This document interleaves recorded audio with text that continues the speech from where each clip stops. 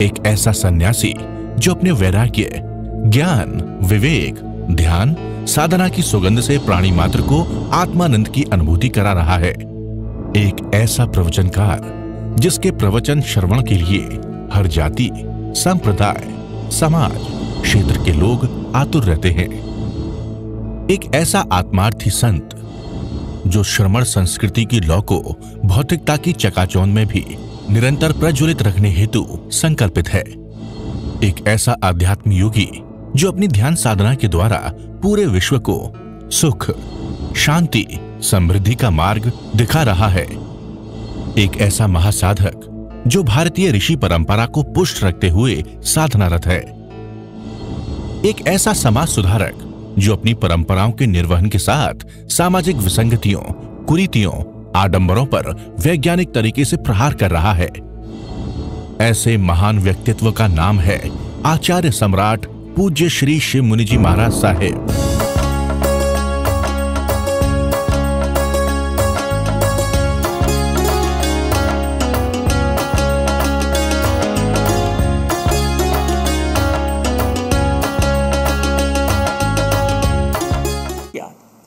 लोगों को पता नहीं शुक्ल ध्यान क्या है। शुक्ल ध्यान समझ गए? मन, बुद्धि, इंद्रियों को अलग करके, मन के विचार, संकल्प भी का अलग, बुद्धि का अलग, और पांचों इंद्रियों के विषयों को अलग करके, अलिप्त हो करके जब तुम जीव और जीव में स्थित होते हो, वो है शुक्ल ध्यान। देखो ध्यान तो हो जाता है, आंखें बंद कर लेते हैं, मन कहाँ घूमता है? वो ध्यान नहीं है, वो तो कर्मों का बंधन है। यदि मन तुम्हारा घूम रहा है, बाजार में जा रहा है, नौकर कर मतलब सौदा कर रहा है, बिजनेस कर रहा है, तो कर्मों का बंधन हो रहा है। आंखें बंद करके नहीं, आंखें बंद करके मन के विचारों को रोको, संकल्प विकल्प को रोको, इंद्रियों को रोको, पांचों इंद्रियों के विषयों को रोको। कराया था घ्राण इंद्रियों से कितनी सुगंधी दुर्गंधी ली, इसका प्रभाव कहाँ पड़ता है? इसका प्रभाव जीव पर नहीं पड़ता। जीव अलग है, पांचों इंद्रियों के विषय, मन, बुद्धि, इसका प्रभाव तुम्हारे शरीर पर पड़ता है। यदि जीव में स्थित हो जाओ तो इंद्रियों का विषय नहीं, मन का विषय नहीं, बुद्धि का विषय नहीं, जीव स्वतंत्र है, जीव पर कोई प्रभाव नहीं पड़ता। जीव इतना संपन्न परिपूर्ण है जैसे घसुकमल खड़े हो गए, कितनी वेदना हुई होगी। ऐसे अंगारे सिर पर पड़े, एक जरा सा मैंने भोजन बनाती, जरा सा लग जाए, एक चीख निकलती है, चीख जरा सा लग जाए, कांटा जरा सा चुभ जाए तो तुरंत कांटा निकाल देती। उसने पता लग गया होगा उसको, इतने वो ध्यान में खड़े, सिर जैसे खिचड़ी रिझती है ऐसे रिझ रहा है। कितने शांत रहे होंगे, कैसे शांत रहे? ये ध्यान उन्होंने पहले सीखा होगा, पहले जन्म की साधना की होगी, जड़ और जीव का भेद कर दिया उन्होंने। ये शरीर है, मैं आत्मा, जीव का जीव में स्थित हो गए और सारे कर्म कट गए, क्षपक श्रेणी में आ गए, अपूर्व करण में आ गए और केवल ज्ञान हो गया। ये विधि हम कहीं एकदम नहीं आती, बहुत पुरुषार्थ करना पड़ेगा। एक जन्म भी लग सकता है, 2, 3, 10, 15। उसके लिए अपने आप को सत्य की बात करो, चर्चा करो। तो ये आप प्रयास शुरू करो, ध्यान शुरू करो। मैं सबसे कहूँगा जितने आप बैठे हो ध्यान करो, यूट्यूब में सुनो, नहीं मन लगेगा 1 घंटा करो, आधा घंटा करो, आधे घंटे में 2 मिनट मन लगा, 3 मिनट लगा, आधा मिनट लगा, 2 मिनट लगा।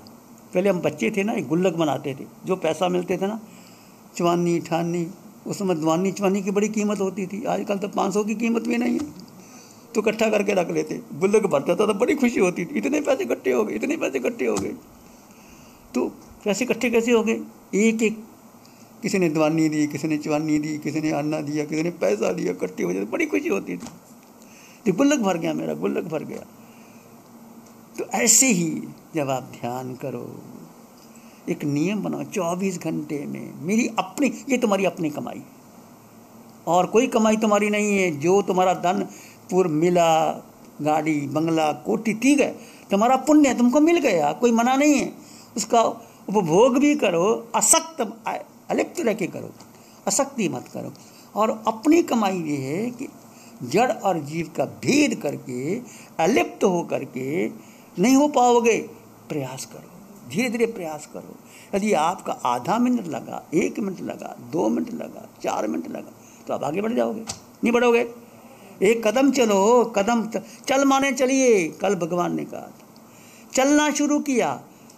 आप यहाँ से हैदराबाद जा रहे हो, गए यहाँ से हैदराबाद, चले गए, आप तो से पहुँचे नहीं। पर घर में पूछा कहाँ गए साहब, हैदराबाद गए। तो हैदराबाद कहाँ गए, वो तो अभी स्टेशन नहीं गए। तो उन्होंने यात्रा शुरू कर दी, स्टेशन गए, अभी पहुँचेंगे, कब पहुँचेंगे। पर उस समय वो आप घर से निकलते यहाँ प्रवचन सुनने आते हैं कि चलो आज शास्त्र का वांचन सुनेंगे, वाणी सुनेंगे, तो आपकी यात्रा शुरू हो गई। ऐसे शुरू करो यात्रा, और यही तुम्हारी असली पूंजी है, ये पूंजी है। तो आज हम चर्चा करेंगे सत्य का राजमार्ग। सत्य है अपने को जानना, अपने को पहचानना। सत्य है सम्यक दर्शन, सम्यक ज्ञान, सम्यक आचरण, right perception, right conduct and right knowledge. These 3 are jewels in Jainism that lead to the liberation of mankind. सम्यक दर्शन, ज्ञान, आचरण और तप, ये आधार है, 4 स्तंभ है जिस पर जैन धर्म खड़ा है। तो सम्यक दर्शन क्या, सम्यक दर्शन हो गया तो सम्यक ज्ञान भी होगा। आचरण मूल है सत्य का दर्शन, दृष्टि। आपकी दृष्टि कैसी, यदि सम्यक दर्शन की दृष्टि है तो वो सम्यक अमृत कुंभ है, अमृत का कुंभ है सम्यक दर्शन। अमृत को मिलते ही आपकी सारी आकुलता, व्याकुलता, दुख, दरिद्र चली जाती है और आप आनंद, शांति में बहने लग जाते हैं और अंदर से परम शांति मिलती है। सम्यक दर्शन व्यवहारिक फायदे भी और निश्चय भी फायदे हैं। सम्यक दर्शन से क्या, हमने 8 अंग हैं इसके। पहला हमने निशंकित, कि जिन प्रवचन में, वीतराग वाणी में शंका नहीं करनी।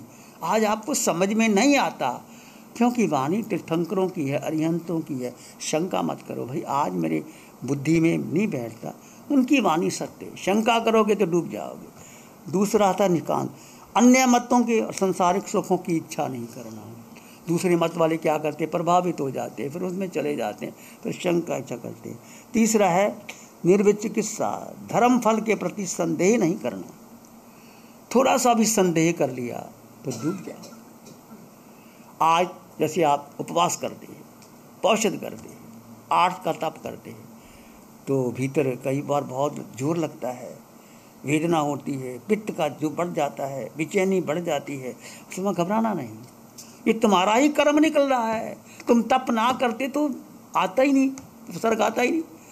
यदि आपने तप किया, ठाई किया, उपवास किया, पौषध किया, तो निश्चित रोग बन करके, कारण बन करके आएगा। किसी को पानी नहीं पचता, किसी को उल्टी आती है, किसी, वो तुम्हारा किया हुआ कर्म वो काया पे निकलता है। आप समता से सहन करोगे तो कष्ट से पार हो गए। तो जब भी आप धर्म करोगे, ध्यान करोगे, तब भी विचार आते, समता से सहन करो। क्या करना, तष्टाभाव से जानो और देखो, धीरे धीरे धीरे आप आगे बढ़ जाओगे। तो फल के प्रति संदेह नहीं करना। जिक्र आता है कुंडरीक और पुंडरीक का, दोनों भाई राज्य संभाल लिया था। दोनों भाई थे, कुंडरीक मुनि बन गए और पुंडरीक राजा बन गए। पुंडरीक बड़ा भाई था, कुंडरीक छोटा था। पुंडरीक ने समझाया कि तुम मुनि मत बनो, नहीं कहते मैं मुनि बनना है, धर्म उपदेश मिला, वो मुनि बन गया, पुंडरीक राजा बन गया और बहुत वर्षों तक वो मुनि बना रहा। और मुनि को कभी तो अच्छी भिक्षा मिलती, कहीं नहीं मिलती, कभी रुखा सूखा भी मिलता है। यहाँ तो आप लोग हमें सब कुछ दे देते हो, पर यदि हम भिक्षा में जाएं, विहार करें, तो अलग घरों में जाते हैं, जो मिलता है वो ले लेते हैं। तो कुंडरीक को भिक्षा कई बार अच्छी मिलती, नहीं मिलती, निरसहार मिलता, भोजन पचता नहीं, तो कुंडरीक बीमार हो गया, अस्वस्थ हो गया। अस्वस्थ होने के बाद उसके भाई को पता लगा, पुंडरीक को, कि मेरा भाई बीमार हो गया। वो वहाँ आया, मुनियों से प्रार्थना की कि भाई बीमार है, मुनियों तुम आओ, मेरे धर्मयान में आओ, धर्म आओ, वहाँ इलाज करेंगे, वैद्य है, उसके बाद आप ठीक हो जाओ। तो उनकी बात को कुंडलिक ने मान लिया। बहुत से मुनि साथ आ गए। तो वैद्यराज को बुलाया गया। वैद्यराज ने दवाई दी। दवाई देने के बाद धीरे धीरे कुंडलिक ठीक हो गया। अब कुंडलिक ठीक तो हो गया। जब कोई साधु ठीक हो जाए उसको ध्यान करना चाहिए। अब उसके भाई ने कहा कि मुनि आप स्वस्थ हो गए हो, आप ध्यान कर सकते हो। पर कुंडलिक को अच्छा नहीं लगा ये बात। अब उसको रूखा सूखा खाने से, वहाँ राज्य भोज करने से आसक्ति हो गई, मोह पैदा हो गई शरीर के प्रति कि ये कितना अच्छा है, मैं तो यहाँ रहना चाहता हूँ। उसको आसक्ति हो गई, वो गया नहीं। भाई ने कहा, बाकी मुनि तो बिहार कर गए, तो वो वहीं का वहीं रहता है। जब भाई ने कहा देखो भाई तुमने दीक्षा ली है, तुमको जाना चाहिए, तो भाई की बात का अनादर किया तो किसी वन में चला गया। दोबारा फिर वो आ गया वन में। आने के बाद देखा उसके भाई पुंडरीक ने, वो राजा था, कि भाई तुम उदास क्यों हो, क्या कारण है, तुम्हारा मन संयम में नहीं लगता? कहता नहीं मेरा मन संयम में नहीं लगता। कि तुम राजा बनना चाहते हो? कहते हाँ मैं राजा बनना चाहता हूँ। तो उसने, बड़े भाई ने, पुंडरीक राजा था, उसने कहा ये सिंहासन तुम संभालो, मुझे ये पात्र मुझे दे दो, रजवर्ण मुझे दे दो, मैं साधु बनता हूँ और तुम राज्य संभालो। वो खुश हो गया क्योंकि वो चाहता था। अब उसको रुचि नहीं रही, उसकी संदेह हो गया फल में। मैंने इतना मुनिपना पाला, इतना मैंने तप किया, मुझे क्या मिला, मेरा शरीर बीमार हो गया। ये भाई देखो कितना राज्य भोग रहा है, कितना सुख भोग रहा है। अब ऐसे मन चंचल हो गया, और मन चंचल हो गया तो पीछे लग गया। अब वो वापस समझा नहीं। तो भाई ने सोचा कि मुनि वेश खाली नहीं जाना चाहिए, लो भाई तुम ये राज्य संभालो और मैं बनता है। उसने खुशी खुशी उनसे वो पात्र ले लिए, और लेने के बाद वो स्थवर मुनि के पास दीक्षा लेने जाता है। उधर से कुंडलीक जब उसने राज्य संभाला, उसको इतना वासनाएं जागी, मैं ये भोग लूँ, ये खा लूँ, ये खा लूँ, इतनी वासनाएं, और राजा बन गया। तो राजा को क्या कमी, जो मांगो वो मिलता है खाने को। जो वो खाने लगा तो हजम नहीं हुआ, सहन नहीं कर पाया, भोगता। कहते जैसे जैसे वो खाने लगा और रोगी हो गया, और राजसी भोज खाता है, हजम होता नहीं, तो धीरे धीरे वो बीमार पड़ गया और बीमार पड़ गया। और उधर से वो उसका भाई जो पुंडरीक था वो साधु बन गया। साधु बनने के बाद उसको भी रूखा सूखा मिला, अचार नहीं मिला, वो भी बीमार हो गया। अब उसने क्या किया, समता से सहन किया कि चलो कोई नहीं, मैं साधु हूँ, साधु को जो मिल गया वो ठीक है। 7 दिन का ही अंतर मिला। 7 दिन के अंदर वो भाई कुंडलीक जो पहले बहुत वर्षों तक संयम पाला था, उसने 7 दिन तक राज्य भोगा, ऐसे ऐसे पदार्थ खाए, वासनाएं जागी, ये भोग लूँ, वो भोग लूँ, ये खा लूँ, ये नृत्य कर लूँ, पर शरीर साथ नहीं देता, हजम नहीं होता खाना, और बीमार कर। 7वें दिन मर करके 7वीं नरक में गया कुंडलीक, 7वीं नरक में। उधर से उसका भाई पुंडरीक जिसने 7 दिन का संयम पाला था, 33 सभासिद्ध विमान में गया। एक भाव करेगा मोक्ष। 26 देवलोक में जो लास्ट का सभासिद्ध विमान है, उसके 33 सागरोपम की उम्र है। तो 7वां नरक 33 सागरोपम। वो 33 सागरोपम कुंडलीक ने 7 दिन भोगा। इतना भोग में आसक्त हो गया, आलोचना प्रतिक्रमण कर लेता तो शायद बच जाता। कोई बड़ा से बड़ा पाप हो जाए तो शर्माना मत, आलोचना कर लेना।